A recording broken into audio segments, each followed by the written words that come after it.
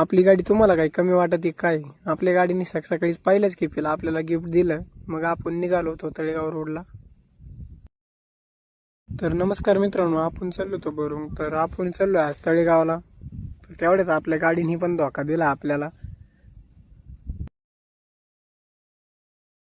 आपल्या गाडीचे मग 5 नटांमधून एक नट तुटून गेलता, तर आपल्याला तळेगावला न्यायची होती. मग आपण काय भरेलच गाडीत चाक चढवला आणि आता कधी काम होतं काय माहिती.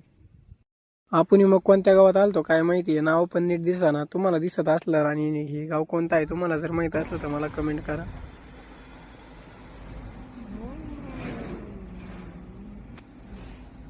तुम्हाला माझे व्हिडिओ जर बोर लय करीत असले तुम्ही हाताळ्यात आंघोळ करून या. मग आपण चाललो होतो दमादमाने.